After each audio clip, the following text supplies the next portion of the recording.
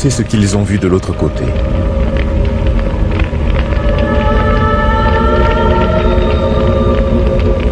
Ceux qui sont allés jusqu'au bord du précipice pour revenir ensuite décrivent leur peur, leur souffrance et des fleuves de feu. Ils parlent des visages hideux des damnés et des plaintes lugubres des âmes égarées.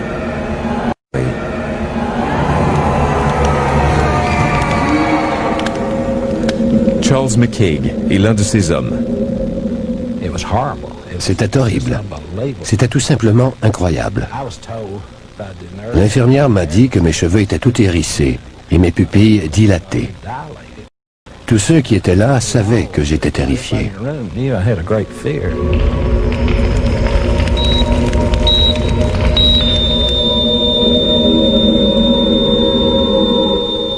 Les descriptions de McCaig et des autres rescapés ont permis au docteur Morris Rawlings, un éminent cardiologue et professeur de médecine à l'université Chattanooga, au Tennessee, d'écrire un livre.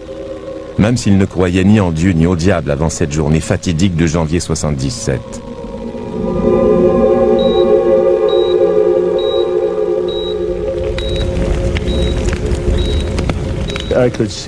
Je voyais bien qu'il s'agissait d'expériences infernales et je sentais la présence de Jésus-Christ ou l'influence d'un esprit divin dans la pièce. Je pensais, je suis médecin, c'est moi le responsable ici, mais je me sentais tout petit. Ces événements ont transformé la vie du Dr Rawlings et modifié le cours de la recherche sur les expériences de vie après la mort. Des expériences vécues la plupart du temps par des gens morts sur la table d'opération et qui ont pu être réanimés. Aux États-Unis, 11 millions d'individus ont rapporté avoir vu le fameux tunnel de lumière au moment de leur mort clinique. Depuis peu, certains d'entre eux ont enfin décidé de rompre le silence et de raconter leur histoire. Selon le Dr Rawlings, beaucoup d'entre eux ont vu l'enfer, préférant ensuite oublier cette insoutenable vision, preuve tangible de l'échec de leur vie terrestre. Qui va avouer qu'il a complètement raté sa vie? On n'en parle même pas à ses parents ou à sa famille. Quelques-uns en profitent pour réformer leur cœur. D'autres subliment cette expérience négative ou doivent l'enfouir dans leur mémoire pour arriver à la tolérer. Rawlings prend connaissance du phénomène le jour où Charles McCaig meurt plusieurs fois dans son bureau des suites d'une crise cardiaque. Il le voit et l'entend décrire l'enfer tandis qu'il se bat pour survivre. Il n'arrêtait pas de répéter « Je suis en enfer ». McCaig n'est pas la seule victime. Quand on leur demande des détails au sujet de leur mort clinique, d'autres rescapés décrivent des scènes macabres, hideuses, rappelant les images sataniques imaginées par les grands peintres de l'histoire. La vision des 4 fleuves de feu du Satan brossés par Giotto au XIVe siècle leur est commune, tout comme des descriptions semblables au Satan bestial de Francesco Traini. La plupart d'entre eux avaient l'impression de flotter au-dessus de scènes infernales où les flammes léchaient les corps nus des damnés, pressés l'un contre l'autre comme dans une fresque de Signorelli. Les découvertes qui ont poussé le Dr Rawlings à écrire « To Hell and Back » sont étrangement reflétées dans le Purgatoire de Bosch peint au XVe siècle. On y retrouve le fameux tunnel de lumière blanche, mais on y voit aussi les esprits terrestres englués dans la pénombre au milieu de nulle part. C'est l'odyssée de Charles McCaig qui amène finalement le Dr Rawlings à discerner le côté macabre de l'au-delà. En janvier 1977, souffrant de douleurs thoraciques, McCaig se présente à son centre de diagnostic. J'étais au centre de diagnostic parce que je croyais que j'avais fait une crise cardiaque au travail. Ils voulaient me faire passer une épreuve d'effort avant de me renvoyer chez moi. Pendant l'épreuve, j'ai regardé les signaux du moniteur et j'ai compris que ça n'allait pas. La ligne ne zigzaguait pas du tout, comme si mon cœur avait cessé de battre. C'est à ce moment-là que je suis tombé. Une des infirmières lui donnait de l'oxygène et une autre a commencé le bouche à bouche pendant que je lui faisais un massage cardiaque. L'équipe a réussi à le réanimer, mais son cœur avait cessé de battre pendant de longues minutes. La première fois qu'ils m'ont réanimé, j'étais absolument terrifié. J'avais vécu une expérience horrible, mais je n'y comprenais rien. Le docteur m'a demandé ce qui se passait et j'ai répondu « Je reviens de l'enfer ».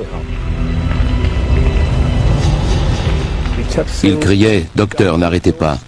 D'habitude, il crie plutôt « Lâchez-moi, vous me brisez les côtes ».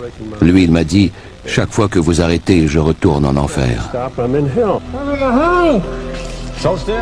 Rawlings et son équipe sont impressionnés par la terrible frayeur de McCaig, une frayeur bien supérieure à celle de tout autre patient. Il se débattait. Il disait voir les feux de l'enfer, des démons, des êtres qui le pourchassaient. Et il répétait « Je suis en enfer, priez pour moi ».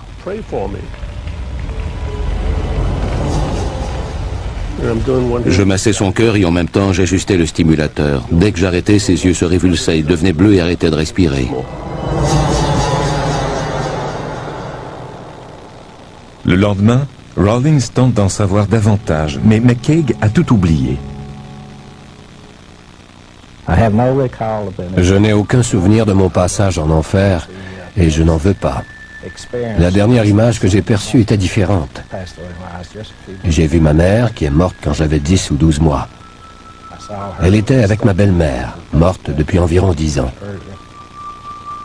Je ne les ai pas entendus ou touchés ou quoi que ce soit, mais elle me tendait la main comme pour m'accueillir. Cette image semble avoir effacé tout souvenir de son passage en enfer. La raison pour laquelle très peu de patients réanimés in extremis racontent leur séjour en enfer est évidente, selon le Dr Rawlings. Qu'aviez-vous fait pour mériter l'enfer? Un homme, Ron Reagan, a raconté l'incroyable histoire de son voyage en enfer et a révélé pourquoi il méritait ce terrible sort.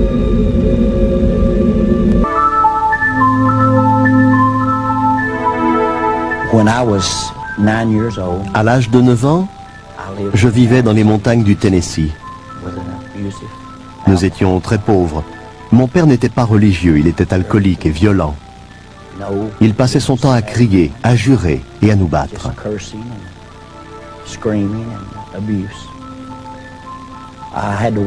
Pour aller à l'école, je devais attraper l'autobus scolaire qui passait à 5 km de chez nous. Un jour, une dame veuve m'a arrêté au passage et m'a dit « J'ai un cadeau pour toi ». C'était un petit agneau. Nous sommes devenus vite inséparables. Le matin, il marchait à mes côtés et l'après-midi, il m'attendait près de l'arrêt d'autobus. Jusqu'à ce qu'un jour, il manque à l'appel. Quand je suis arrivé à la maison, mon père changeait un pneu en jurant. J'ai vu mon agneau en sang à côté de lui. Il l'avait tué avec le cric. Il le lui avait plongé dans le corps. J'avais 9 ans. Je me suis mis à crier. Je me suis sauvé dans les collines en hurlant. Il a tué mon agneau. Et je me suis senti envahi par la haine et par la violence. Je ne comprenais plus rien à la vie. À l'âge de 12 ans, je faisais des fugues et j'avais un dossier aux services sociaux. À 15 ans, j'étais détenu pour homicide involontaire dans un centre d'éducation surveillée. J'avais volé une voiture et en fuyant la police, j'avais eu un accident. Il y a eu des morts. On m'a enfermé jusqu'à l'âge de 18 ans. Durant tout ce temps, j'étais habité par la haine, la colère et la violence.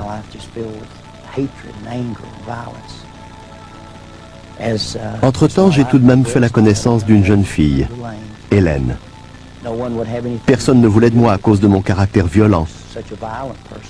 Mais elle a perçu un autre aspect de moi. Et en 1964, nous nous sommes mariés.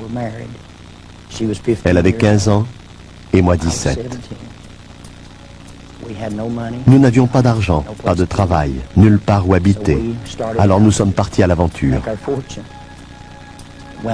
Nous dévalisions les débits de boissons et les stations-service en jouant à Bonnie and Clyde, je suppose.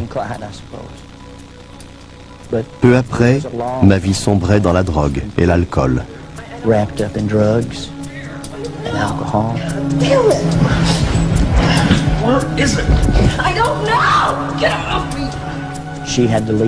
Elle m'a quitté à cause des sévices que je lui infligeais.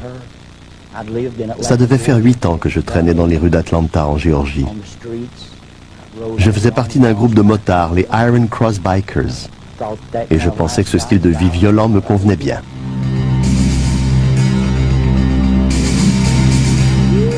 Grandma! Grandma! Come on! Come on! Get this way! Get this way! Get this way! Come on! Come on! Yeah, I know. Grandma!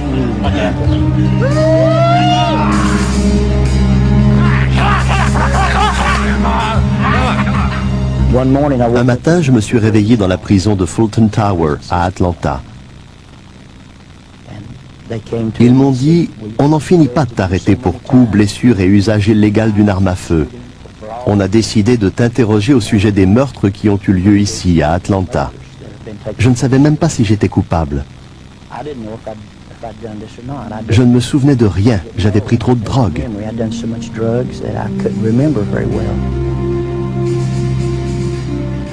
Le lendemain, tandis qu'on l'amène au tribunal, il s'enfuit par une porte dérobée et prend l'autobus jusqu'à Knoxville. Il se réfugie auprès de son ex-femme et de son fils de 6 ans. Quelques jours plus tard, bourré de drogue, il attaque un homme à la porte d'un magasin. Son fils est témoin de l'agression. J'ai senti la haine m'envahir et je l'ai frappé.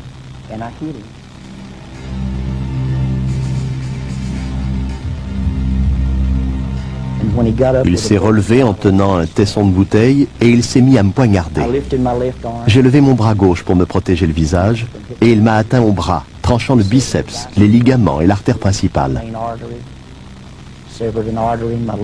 Ensuite, il a tranché l'artère de ma jambe et le commerçant m'a dit « Il faut aller à l'hôpital tout de suite, vous allez saigner à mort ». Mon fils était là. Il n'avait que 5 ou 6 ans et il était bouleversé.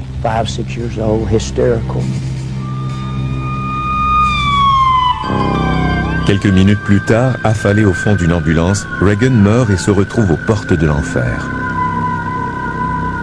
L'ambulancier m'a regardé et il m'a dit « Croyez-vous en Dieu ?» Je ne savais même pas de quoi il parlait. Sir, do you know the Lord? Jesus? I don't know any Jesus. Well, you better talk to him. He's in a serious condition. Damn you! And in a matter of minutes, l'instant d'après, j'étais au milieu des flammes. Comme si l'ambulance avait soudainement explosé. Je sentais l'odeur du feu, ou plutôt un mélange de soufre et de fumée. J'entendais des cris. Au bout d'un moment, j'ai eu l'impression de survoler les flammes.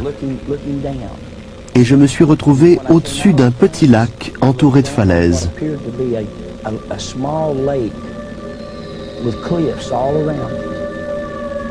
Le lac était en flammes et une foule de gens y brûlaient. Ils brûlaient et hurlaient. Tout à coup, leurs visages se sont rapprochés et j'en ai reconnu quelques-uns.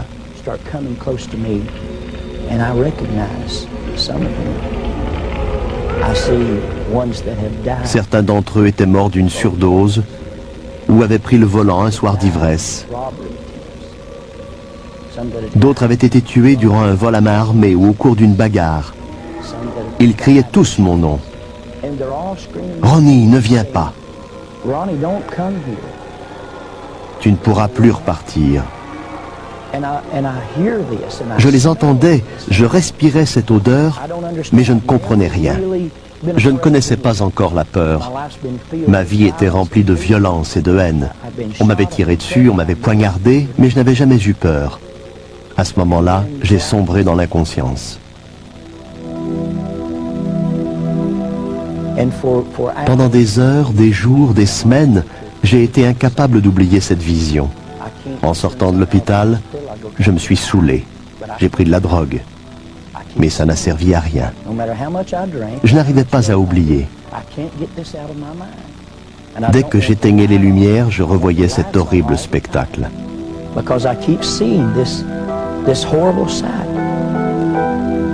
Le lendemain, sa femme le convainc de l'accompagner à l'église. Un homme a pris la parole. Je ne connais rien à la religion, Mais il s'est mis à lire l'Évangile selon Saint Jean, chapitre 1, verset 29. Voici l'agneau de Dieu qui ôte le péché du monde. Il aurait pu lire n'importe quoi d'autre et je n'y aurais rien compris. Mais quand il a dit ça, je me suis souvenu de mon agneau. Il a dit, Jésus est l'agneau de Dieu et il est mort pour racheter les péchés de l'humanité et nous sauver de l'enfer. Il s'est mis à décrire l'enfer et je me suis dit, c'est ce que j'ai vu. Quelqu'un m'explique enfin ma vision. On ne m'avait pas appris à prier. J'étais impie. Mais j'ai dit, mon Dieu, si vous existez, si Jésus existe, et que vous essayez de communiquer avec moi, par pitié, tuez-moi ou guérissez mon âme.